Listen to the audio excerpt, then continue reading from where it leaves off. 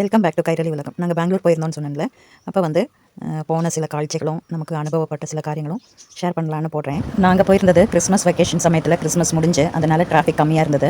ரொம்ப சந்தோஷமாக இருந்தது. என் பையன்கிட்ட கேட்டேன், ஏடா எங்கேயாவது கூட்டிகிட்டு போ அப்படின்னு சொன்னப்போ வந்துட்டு சரி உங்களை ஒரு இடத்துக்கு கூட்டிகிட்டு போகிறேன்னு சொல்லிட்டு எங்களை Sunday market, Bengaluru Sunday market, ஐயோ கடவுளே, நம்ம கை விட்டு போயிட்டோம்னா தொலைஞ்சே போயிடுவோம், அந்த அளவுக்கு ரஷ். ரொம்ப காலத்துக்கு அப்புறமேல என் கணவருடைய கையை கோர்த்து பத்திரமாக அவரை பிடித்து கொண்டு நடந்தேன். ஏன்னா கூட்டத்தில் காணாமல் போயிட்டா என்ன பண்ணுங்க, விற்காத பொருளே இல்லை. அப்பா அம்மாவை தவிர மற்ற எல்லா ஜாமனையும் அங்கே வாங்க கிடைக்கும். ஸ்வெட்டர் துணிகள் அது ரொம்ப நிறைஞ்சு கிடந்தது, அது நமக்கு தேவையில்லை.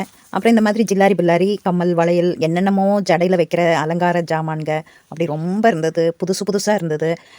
அதை பார்த்துட்டு ஒன்றும் ஆசையே வரல. ஏன் அப்படின்னா நம்ம அந்த வயசை தாண்டி போனதுனாலையோ என்னமோ தெரியல, ரொம்ப ஆர்டிஃபிஷியலாக தோணுச்சு. அதனால் அது ஒன்றும் ரொம்ப அட்ராக்டிவாக தெரியல. அதனால் அதெல்லாம் விட்டுட்டு வந்துட்டேன். இல்லாட்டினாலும் நான் வந்து இந்த மாதிரி ஐட்டம்ஸ் எனக்கு ரொம்ப பிடிக்கும். அதனால நான் இப்போயுமே அதெல்லாம் போடுவேன். ட்ரெஸ்ஸுக்கு மேட்சாக எல்லாமே போடுவேன். ரொம்ப அதிசயமாக பார்த்தது இப்படி ஒரு ஜாமான்க, சின்ன சின்ன ஆன்டிக் இருந்தது, காயின் கலெக்ஷன்லாம் இருந்தது.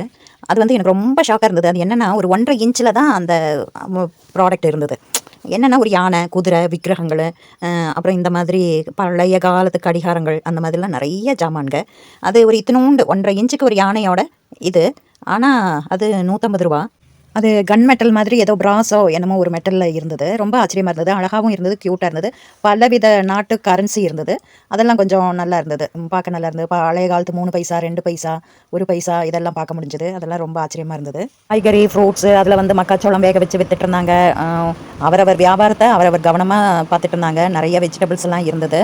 ஆனால் நான் இன்னொரு வீடியோவில் அதை போடுறேன். அது இன்னொரு ஃபோட்டோவில் மொபைலில் இருக்குது. ஆனாலும் ரொம்ப வித்தியாசமாக இருந்தது. ஆனால் எத்தனை இன்ஃபெக்ஷன் வருமோன்னு பயந்துட்டு போனேன். ஏன்னா அத்தனை மக்களுக்கு நடுவில் நமக்கு தெரியாமல் போச்சு. இருக்க கூட்டம் அதிகமாகிட்டே இருக்குது.